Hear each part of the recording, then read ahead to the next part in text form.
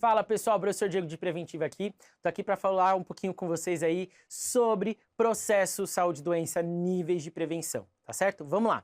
Então, antes da gente entender do processo saúde e doença, antes da gente entender de níveis de prevenção, a gente precisa entender o que é saúde e o que é doença.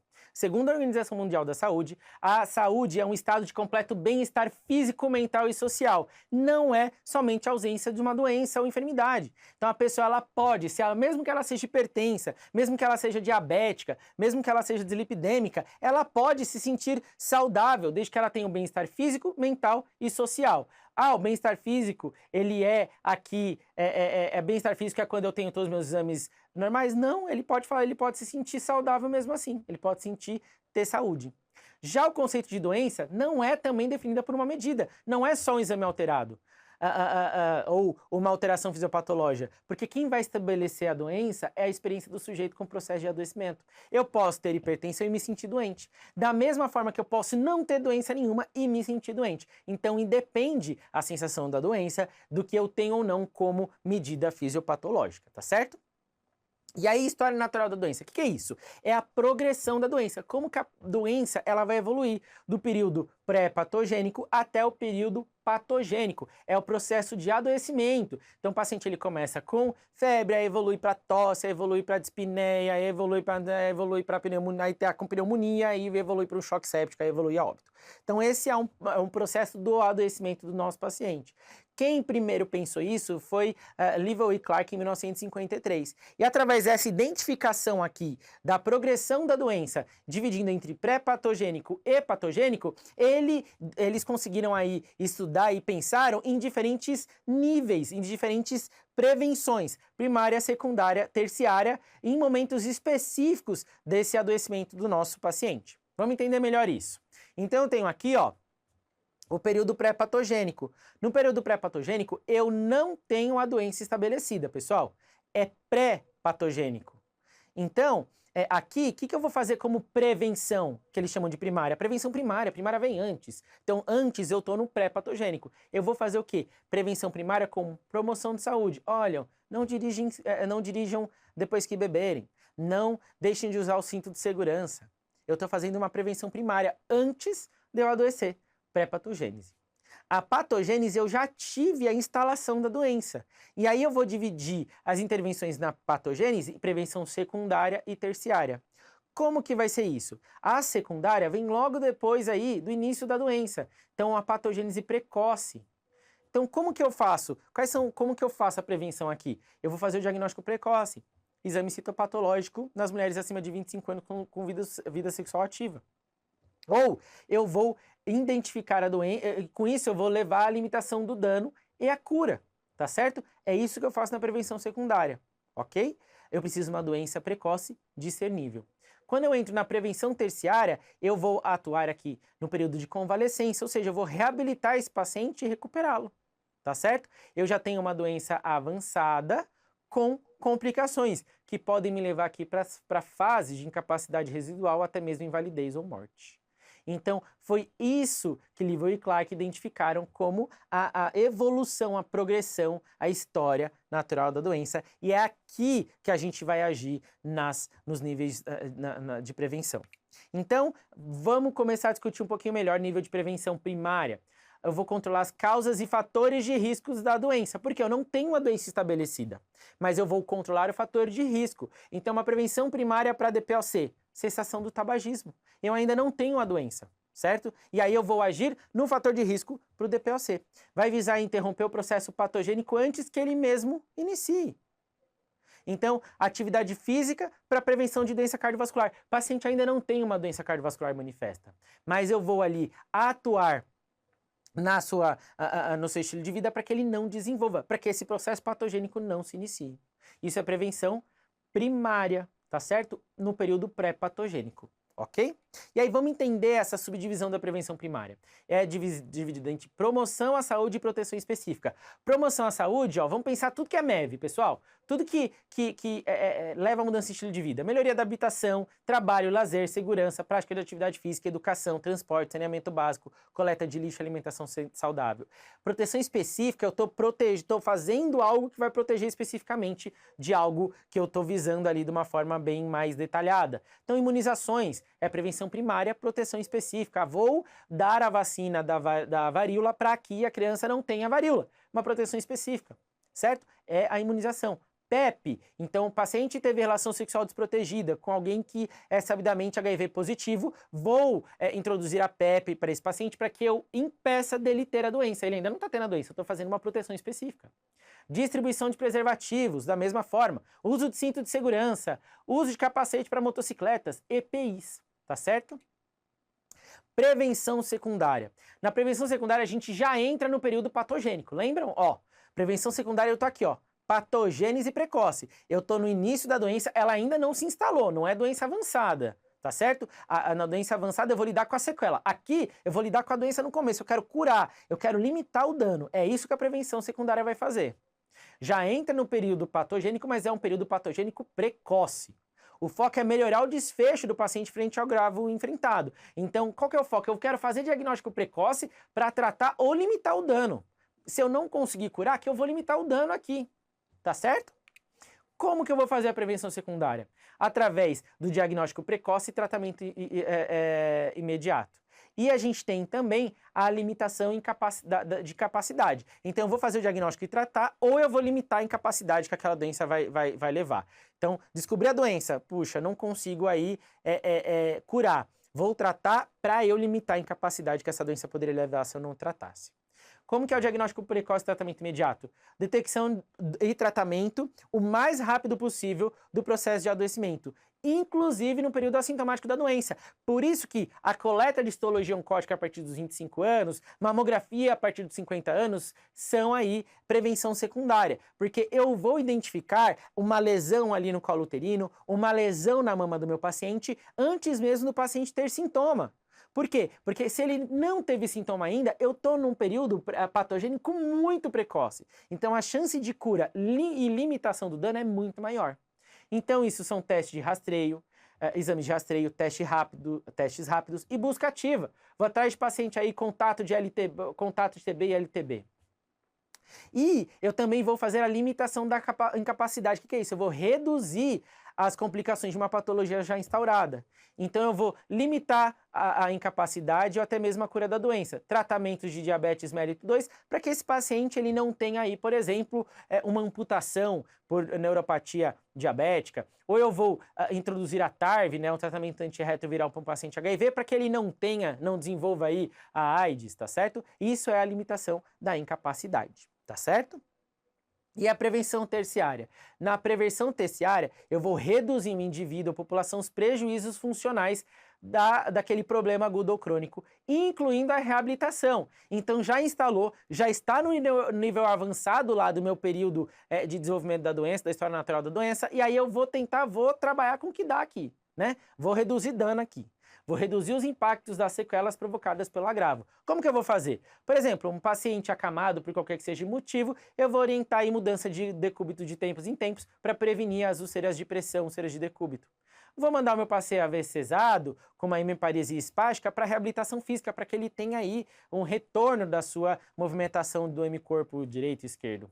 Readaptar esse paciente a atividades físicas, reabilitação. Então, sei lá, um paciente meu diabético teve que amputar aí o membro inferior direito abaixo aí do joelho, e aí eu vou indicar uma prótese para que ele consiga ter aí um retorno da sua deambulação de uma forma um pouco mais natural, um pouco mais facilitada. Isso também é prevenção terciária, isso também é reabilitação, tá certo?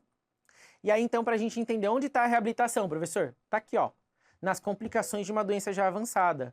Eu vou agir no período de convalescência e na reabilitação, visando a recuperação. Por quê? Porque se eu não fizer isso, eu posso levar o paciente a uma invalidez. Posso levar o paciente à morte. Ou pode ter uma incapacidade residual. E aí, pessoal, a gente tem outros níveis de prevenção que estão ganhando aí força. Principalmente esse, nível de prevenção quaternária. Prevenção quaternária. Parem tudo que vocês estão fazendo e prestem atenção, porque isso vai cair na prova de vocês, eu tenho certeza.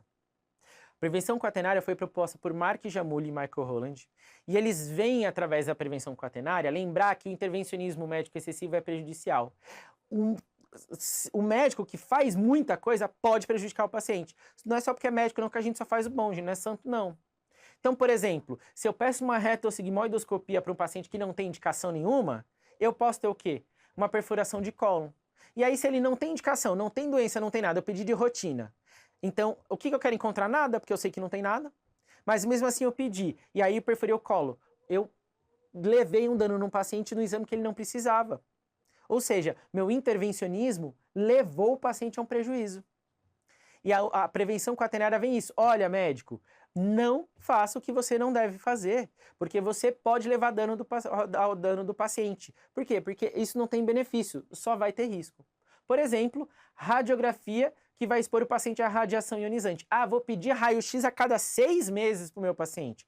Isso, tem indicação? Não tem. Mas eu vou pedir porque eu gosto de ver que está tudo bem. Beleza, aí ele vai e tem uma neoplasia por conta da radiação ionizante que ele recebeu ao longo da vida. Quais são os objetivos da prevenção quaternária? Atenuar ou evitar intervencionismos excessivos. Quais são esses intervencionismos excessivos? Sobretratamento, vou tratar o que não precisa. Então, por exemplo, uma tosse pós-gripal. Todo mundo sabe que depois de uma gripe a gente tem uma tosse residual. Eu vou lá, encharco meu paciente de anti-histamínico. O paciente fica sonolento, com sono, e aí ele fica com sono e passa no médico novo, o médico dá uma Ritalina para ele acordar, aí ele tem insônia, aí ele não consegue dormir, aí o médico vai lá e passa a prometer. Olha o que eu estou fazendo com o meu paciente. Simplesmente por quê? Porque eu não deveria estar tratando algo que não precisa de tratamento, certo? E aí, quando eu faço isso, começa a tratar algo que não tem tratamento, aí gera um efeito colateral, eu trato o efeito colateral, aí gera outro, aí eu trato outro. Isso chama cascata iatrogênica. Iatrogênica é todo um dano que o profissional de saúde fez no paciente. Então a gente pode ter uma cascata iatrogênica. Isso pode ser muito, muito maléfico para o nosso paciente. Sobre diagnóstico. Vou fazer diagnóstico de uma condição que não traria nenhum problema para o meu paciente. Por exemplo, o hipotireoidismo subclínico. Ou supermedicalização, que é diferente de sobretratamento. Supermedicalização ou medicalização é quando eu trato um paciente numa condição normal da vida. Então, o paciente enlutado chega até o consultório porque ele acabou de perder a mãe, aí você vai lá e taca um antidepressivo na cara do paciente. Esse paciente está sofrendo processo de luto, ele precisa passar pelas saias do luto, ele precisa trabalhar as saias do luto. E aí eu dou um antidepressivo para esse paciente porque eu acho que ele está muito triste. Óbvio, quem não vai ficar triste quando perde um ente querido? Isso é medicalização, tá certo? E a gente tem também a prevenção quinquenária. É o quê? Diz o quê? Eu preciso cuidar de quem cuida. O que isso quer dizer? Eu vou olhar, porque até a prevenção quaternária eu estou olhando para o benefício do paciente. Aqui eu também estou olhando para o benefício do paciente, atuando no profissional de saúde. Eu vou cuidar de quem cuida. Eu vou prevenir o dano no paciente atuando no médico. Como? Medidas preventivas que visam melhoria da qualidade dos cuidados prestados ao paciente. Locais de trabalho equipados, turnos de trabalho intercalados, sem sobrecarga de estresse, sem sobrecarga de trabalho. Ou seja, eu vou evitar que o meu profissional de saúde adoeça. Eu vou ter aí uma melhor qualidade de prestação de serviço em saúde porque eu estou fornecendo para o profissional de saúde um ambiente de trabalho saudável. Um grande exemplo aí é o burnout, principalmente aí na pandemia. Quantos profissionais de saúde sofreram burnout? Porque uma sobrecarga de trabalho muito grande por conta da pandemia, recursos limitados para conseguir fazer a gestão desses pacientes em crise, e aí eu tenho um trabalho com uma sobrecarga, eu tenho um ambiente de trabalho que não é o suficiente, e aí eu adoeço meu profissional de saúde, e aí se eu adoeço o profissional de saúde, isso pode levar a um dano ao nosso paciente. Por quê? Porque o profissional de saúde não está 100% ali trabalhando. Então a mesma coisa, vou pegar plantão de 48 horas. Não, você não pode, você não deve. Poder você pode, né? Mas não façam isso. Por quê? Porque ao final dessas 48 horas você provavelmente não vai estar com o mesmo raciocínio clínico que você estava na primeira hora. Isso também é prevenção quinquenária. Eu também estou focando no paciente? Estou, através de condições de trabalho, cuidando de quem cuida, cuidando do profissional de saúde, cuidando do médico. Tá certo? Vamos ver como isso é cobrado nas provas? Vamos lá. Secretaria Estadual de Saúde do Distrito Federal 2024. Um paciente de 26 anos de idade procurou o pronto-socorro emocionalmente abalada, pois tem passado por muito estresse por conta de uma infecção urinária intratável. Relatou que há 15 meses procurou o serviço de urgência porque notou que há algumas semanas vinha apresentando urina com dor estranha e coloração mais concentrada. Imaginou que pudesse se tratar de infecção urinária e solicitou o exame ao médico. Foi identificada leucostura em sumário de urina, 7 por campo na ocasião. Desde então, já foi ao posto de saúde 5 vezes, tendo usado diversos antibióticos, incluindo azitromicina, nitrofurantoína, fosfomicina, cefaclor, visto que sempre realiza o exame de urina de controle. Mantém leucócitos na urina acima do valor de referência, tá certo? O médico de plantão acolheu a paciente e explicou que para o diagnóstico de infecção de urina não bastava apenas leucostura ou médicozinho bom, devendo apresentar também sintomas sugestivos de lisura, polaciúria, urgência miccional, o que não era o caso da paciente. Inclusive, ela sequer mantinha a queixa de odor estranho e urina concentrado que ela teve lá no começo. Já melhorou, provavelmente ela estava bebendo pouca água, né? A paciente foi orientada de que não precisaria de novos antibióticos e foi solicitado acompanhamento no ambulatório apenas para o caso de novas dúvidas. Apesar de inseguir inicialmente com a postura adotada pelo médico, tão diferente daquelas realizadas pelos outros que a atenderam, depois da consulta, voltou para casa muito mais aliviada, sem nenhum medicamento prescrito. Qual o nível de prevenção ilustrada nesse caso? Vamos lá, pessoal. O que o médico fez aqui? Ele olhou para ela e falou assim, olha, a senhora tem esse exame de urina alterado, mas não tem nenhuma relação com a clínica, a senhora não tem nenhuma clínica. Sua clínica está normal, a senhora não tem um quadro clínico sugestivo de cistite. Eu não preciso tratar a senhora.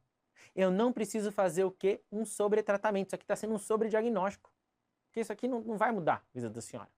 Então, estou prevenindo uma ação médica que pode levar a dano. Posso aumentar aí a resistência de antibiótico por algumas cepas bacterianas. Então, se eu estou levando a prevenção de uma intervenção médica excessiva, é prevenção quaternária. Ah, professor, ficou fácil. Ficou, eu sei que ficou, pessoal, eu sei que ficou, eu sei. Preventiva é legal, eu juro. Santa Casa de Misericórdia de São Paulo agora, 2024. A figura apresenta um esquema que representa os níveis de prevenção em saúde conforme define Mark Jamuli. Assim, acerca dos conceitos sobre os níveis de prevenção em saúde, é correto afirmar que... Então ele traz essa tabelinha aí pra gente. Cadê a tabelinha? Não, aqui. Então eu tenho aqui prevenção primária, onde o profissional e o paciente... O profissional sabe que o paciente não está doente e a pessoa não está doente. Prevenção secundária, quando eu já tenho aí a doença, mas o paciente ainda não está doente, então ele é oligossintomático. Prevenção secundária é quando eu vejo que o paciente está doente e o paciente, ele sabe que ele está doente, ele se sente doente, ele tem sintomas de doença. Ou prevenção quaternária, quando o profissional sabe que esse paciente não tem doença, mas ele se sente doente. E aí ele vai querer fazer o quê? Um monte de exame. Igual a paciente lá da urina, que ela se sentia doente porque ela vinha um exame de urina alterado, mas ela não tem doença. O profissional viu que ela não tem doença, certo?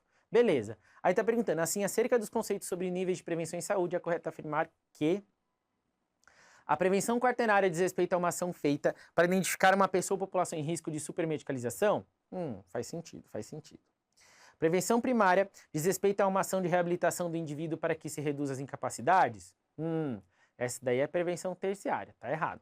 Prevenção secundária diz respeito a uma ação que visa diminuir ou remover a incidência de uma doença na população? Não, eu vou diminuir a incidência de uma doença na população através da prevenção primária, porque eu não vou deixar que adoeça. Então, eu não vou deixar que tenham novos casos, porque a incidência é a relação de novos casos daquela doença sobre a população geral, certo? Beleza. Então, C, errada. D, prevenção terciária diz respeito que visa estabelecer o diagnóstico precoce de uma doença ou agravo, contribuindo para o controle epidemiológico? Não, diagnóstico precoce, prevenção secundária.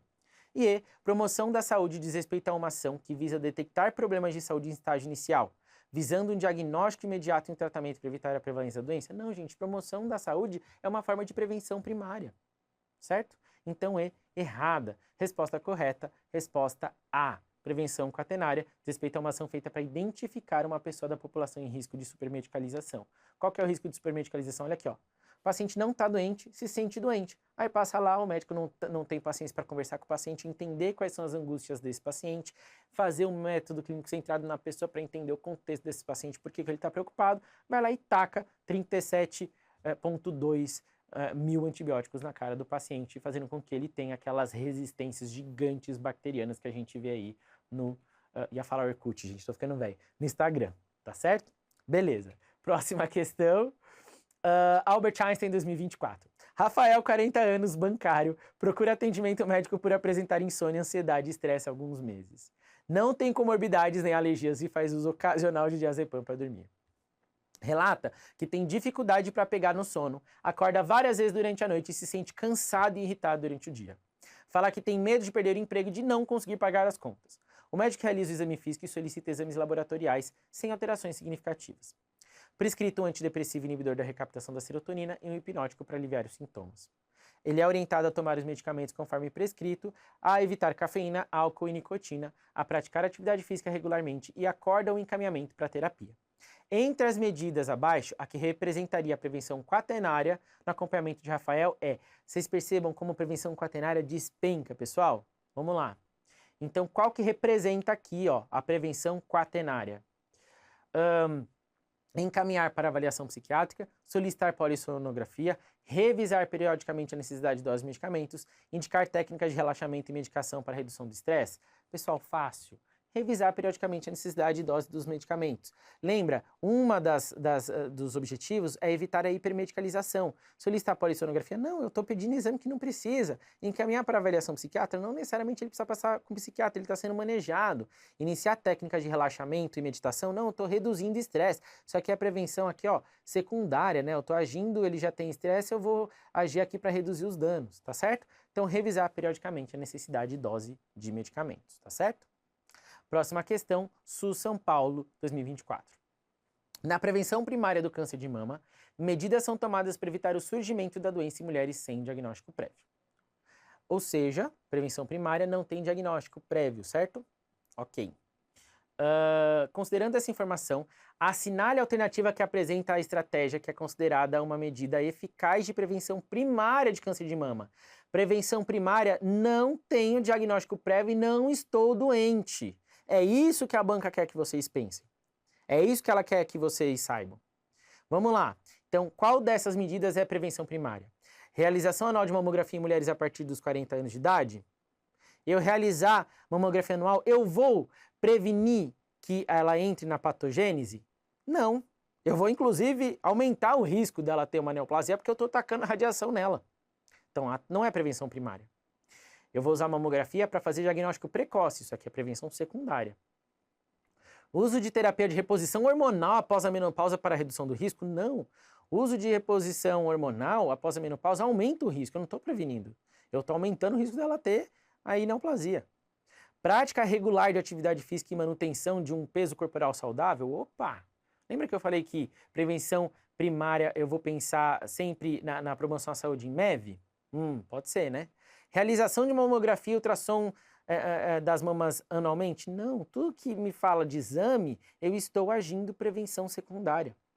Realização anual de mamografia? Não, tudo que eu estou fazendo realização do exame, eu estou tentando fazer diagnóstico precoce. E se eu estou tentando fazer diagnóstico precoce, é prevenção secundária. Então, resposta correta é prática regular de atividade física e manutenção de um peso corporal saudável. É isso, pessoal. Espero que vocês tenham gostado da nossa aula. Espero que vocês tenham aprendido um pouco mais aí sobre processo, saúde, doença e níveis de prevenção. Muito obrigado pela presença de todos. Até mais. Tchau, tchau.